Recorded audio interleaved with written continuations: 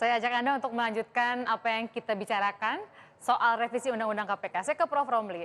Banyak orang yang berpikir, kenapa sih nggak diurusin dulu aja revisi Undang-Undang KUHP, KUHAP yang kita tunggu puluhan tahun, sehingga harusnya Undang-Undang KPK ini nggak punya urgensi sedemikian cepatnya. Gimana pendapat Prof. Romli? Begini ya, kalau saya melihat pro kontra ini, saya agak sedikit filosofis ini. Selama ini pengamatan saya banyak kekeliruan ya, terutama di kalangan KPK dan teman-temannya, antara tujuan ya, bahwa pemberantasan korupsi itu bukan tujuan, sarana, strategi. Tujuannya satu, membangun sistem pemerintahan yang baik, menghasilkan satu masyarakat yang sejahtera dan adil melalui pemberantasan korupsi. Karena pemberantasan korupsi dijadikan tujuan, maka kalau tujuan tentu tidak akan bisa diutak-atik lagi. Kecuali kalau kita berpikir sebagai sarana. Karena di dalam Renstra KPK juga itu strategi kok. Strategi itu bisa diubah-ubah sesuai dengan perkembangan kan begitu. Nah itu satu. Yang kedua dari sisi substansi. Saya akui ya. Tempo hari waktu kita membuat 30 2002 diskusi dengan parlemen itu debatnya panjang. Itulah hasil kompromi. Ya, Undang 30 itu hasil kompromi, tidak sempurna dan tidak lengkap.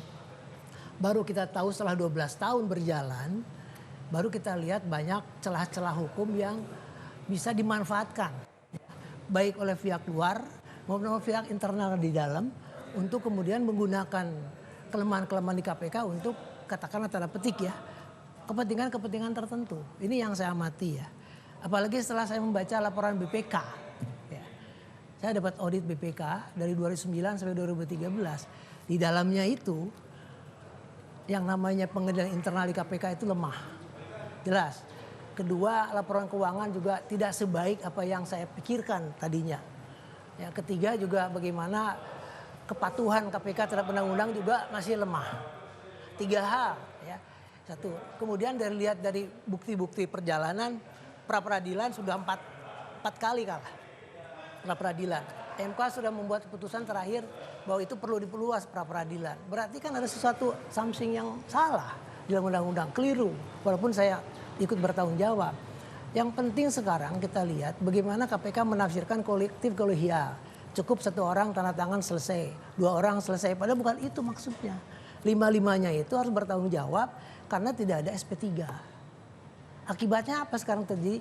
36 TSK di KPK itu sama sekali buktinya belum jelas. Ini fakta loh.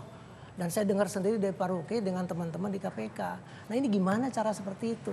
Jadi hal yang kita pikirkan bahwa tidak perlu terjadi di KPK, bisa terjadi di KPK. Satu lembaga yang kita semua hormati, kita respect, kenyataannya seperti itu.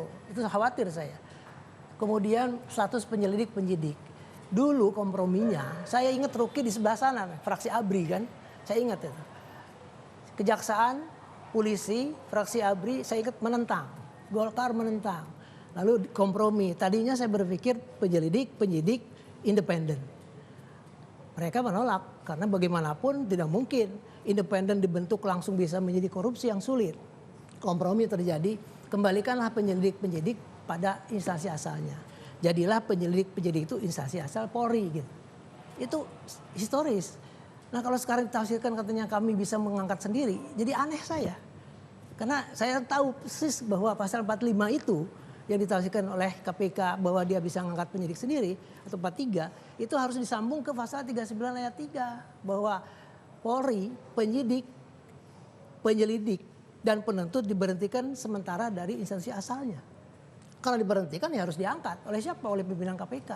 Itu sejarahnya. Ditafsirkan beda. Jadi karena perbedaan penafsiran ini menimbulkan gerakan KPK, langkah KPK itu menjadi seperti bahwa dia bisa menafsirkan sendiri. Nah ini persoalan. Prof, dengan pemaparan Prof yang panjang sebagai bidan, salah satu bidan lahirnya Undang-Undang KPK, boleh saya menyimpulkan bahwa Prof Romli setuju ada revisi Undang-Undang KPK? Setuju. Pasti setuju. Saya ke Mas Johan. Mas Johan sudah demikian panjang dijelaskan oleh Prof Romli kenapa kemudian rasanya perlu disempurnakan. Tadi Pak Arsul Sandi juga menyampaikan bahwa sesungguhnya jangan dulu berburuk sangka bahwa tujuannya akan melemahkan. Anda percaya itu nggak, Mas Johan? Gini, yang pertama revisi undang-undang itu domain ada di DPR dan pemerintah ya. KPK ini user ya. Artinya kalau DPR berkehendak, kemudian pemerintah berkehendak, maka itu terjadilah revisi itu. Jadi KPK ini hanya sebagai pihak yang dimintai pendapat gitu ya, dan kemudian kita memberi pendapat. Yang kedua, tadi seperti disampaikan oleh Prof. Romli, saya kira itu harus diperbaiki di dalam ya. Kalau itu memang terjadi seperti yang disampaikan oleh Profesor Romli tadi ya. Tetapi kan tidak match ya dengan apa yang disampaikan oleh Pak Romli tadi. Ada kekurangan-kekurangan KPK tadi itu. Di sisi yang lain keinginan merevisi undang-undang KPK justru untuk mereduksi penyadapan dan penuntutan gitu. Kan tidak sama dengan kekurangan KPK tadi disampaikan oleh Prof. Romli gitu. Nah, kalau kekurangan yang tadi soal penyelidik dan penyidik ya tidak bisa mengangkat sendiri. Sejak zamannya Pak Ruki, Pak Romli, penyelidik itu terdiri dari banyak orang ya, tidak dari polisi malah. Itu sejak KPK berdiri itu. Saya belum pernah mendengar Pak Romli mengkritik soal penyelidik yang bukan dari Polri dan jaksa ya. Jadi kalau komposisi penyidik itu baru ada non Polri ketika zamannya Pak Abraham ya. Itu baru ada sebagian yang penyidik KPK bukan dari Polri atau dari kejaksaan. Tapi kalau penyelidik itu komposisinya sama sejak KPK didirikan ya 2003 itu sampai sekarang tidak ada perubahan. Kalau penyidik memang ada perubahan yang disebut dengan penyinden itu penyidik independen yang di luar polisi dan jaksa itu pun baru beberapa waktu yang lalu ya. KPK punya penyidik di luar Polri. Yang berikutnya juga yang ingin saya sampaikan, sudah ada 371 tersangka ya, tidak punya bukti kuat karena dugaannya itu tidak menerapkan kolektif kolegial dengan tepat dan juga suara profesionalisme KPK.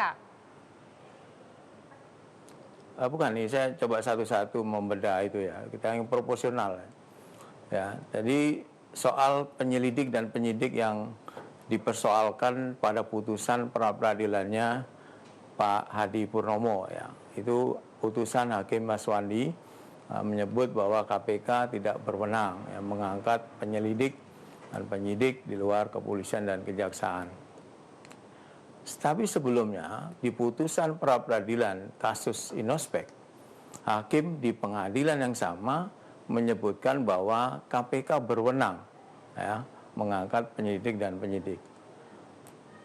Seminggu atau 2 minggu yang lalu di PN Denpasar, putusan sela ya, ini di pengadilan pokok ya, itu disampaikan juga atas gugatan dari pengacara, lupa saya kasusnya apa, itu juga disebutkan bahwa KPK berwenang mengangkat penyelidik dan penyidik di luar kepolisian dan kejaksaan. Jadi kalau soal multitafsir pasal 43, 45, kemudian juga ada pasal 51 itu jelas disebut kalau namanya penuntut itu harus jaksa.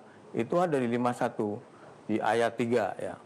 Tapi tidak disebut pada pasal 43 dan 45 bahwa penyelidik itu harus polisi atau jaksa.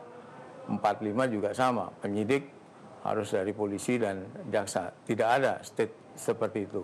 Tapi di pasal 51 itu jelas disebut ya, bahwa penuntut di KPK itu adalah jaksa. Itu ada di situ. Sehingga penuntut di KPK itu semua dari jaksa. Itu aja saya ingin sampaikan. Nah, kalau ada perbaikan-perbaikan memang perlu diperbaiki. Setelah saya jadi PLT pimpinan, ada beberapa hal ya, seperti tadi disampaikan oleh Pak Romli, misalnya kolektif kolegial tadi ya. Sekarang harus melewati semua 5 pimpinan ya. Karena itu ketika PLT sudah masuk, maka tidak ada yang membawai satu bidang pun. Jadi 5 mengurusi semuanya, semuanya mengurusi 5. Gitu. Jadi tidak ada pembidangan. Sehingga semua proses itu harus melalui 5 pimpinan. Itu salah satu perbaikan yang kita lakukan. setelah saya duduk sebagai pimpinan sementara. Saya kira itu, Tina. Baik, Mas Johan, kita sekarang ke Pak Masinton. Pak Masinton, ini kan tadi diulang lagi oleh Mas Johan bahwa KPK ini kan sebagai nantinya pelaksana undang-undangnya aja. Sekarang kan yang membicarakan adalah DPR dengan pemerintah. Yeah. Kelihatannya KPK masih meyakini bahwa pemerintah dalam hal ini presiden itu menolak revisi undang-undang KPK karena pernyataannya jelas, tegas dari Mensesnek. Kita akan lihat dulu bagaimana pernyataan Mensesnek Pratikno soal pesan disampaikan presiden bahwa presiden tidak pernah ingin revisi undang-undang KPK. Berikut ini. Itu tidak ada niatan untuk merevisi undang-undang KPK. Pak Presiden menghendaki kita fokus untuk merevisi undang-undang tentang KUHP dan KUHAP yang memang itu sudah menjadi agenda sangat-sangat lama yang harus segera diprioritaskan. Hanya sayangnya sekarang ini kan sudah masuk dalam prolegnas sebagaimana disampaikan oleh DPR. Oleh karena itu Bapak Presiden ini meminta kepada Menteri Hukum dan HAM untuk membicarakan dengan Bapak di DPR, Bapak Ibu di DPR. Nah, yang makanya mungkin kaitan dengan itu surat yang disampaikan oleh Pak Menteri Hukum dan HAM barangkali juga terkait dengan itu. Tuh, Pak Masinton, nggak mau katanya presiden. Nggak mau itu kan tahun ini. Karena Tapi itu sebenarnya sudah mau. masuk dalam prolegnas itu kan harus dibahas sama-sama antara DPR dan pemerintah. Nah, dalam hal ini juga sebenarnya adalah bisa jadi umpama informasi kepada presiden juga tidak utuh gitu ya. Umpama kayak dalam konteks tadi mengumumkan ini sebenarnya kan Menkumham, karena Menkumham lah yang dalam undang-undang itu memang mewakili pemerintah untuk membicarakan tentang rancangan undang-undang bersama DPR. Pak Asusani sebagai KMP enak barangkali ya punya partner partai pendukung pemerintah yang kayak oposisi kayak Pak Masinton. P3 ini in between. In between, Apakah betul, NP separuh-separuh. atau KIH. Tapi yang ingin saya sampaikan adalah bahwa pernyataan presiden melalui Mensesnek itu memang multitafsir. Bisa seperti yang disampaikan oleh Pak Masinton, bahwa presiden tidak mau kalau revisinya itu di tahun 2015. Artinya revisi Undang-Undang KPK itu ditarik sebagai prolegnas prioritas 2015. Tapi sebetulnya setuju ada revisi. Ya, tetapi kalau setelah selesai KUHP dan KUHAP, karena ini memang catatannya KPK juga dan Undang-Undang Pemberantasan Tindak Pidana Korupsi itu selesai dibahas, maka terbuka kemungkinan untuk membahas revisi Undang-Undang KPK. Nah, kenapa kok terbuka? Lah KPK-nya sendiri tadi sudah disampaikan oleh Prof. Romli, oleh Pak Mas Johan Budi ya, bahwa memang undang-undang ini perlu disempurnakan. Kalau tidak direvisi sama sekali, sebetulnya kita ini justru membiarkan KPK nanti akan bisa berpotensi kalah banyak di dalam pra-peradilan. Meskipun dalam praktek yang bisa diperbarui, tadi Mas Johan sudah menyampaikan soal kolektif kolegial, Prof. Romli, bahwa sekarang udah sama-sama nih, nggak ada lagi satu terus atau ditambah dua. soal ketentuan tentang penyelidik-penyidik, ini memang harus disempurnakan. Baik, kita lanjutkan, masih ada satu segmen tambahan, bicarakan soal revisi Undang-Undang KPK. Jadi Anda juga masih punya waktu untuk berikan komentar di anyustv.mobile.com. Kami segera kembali.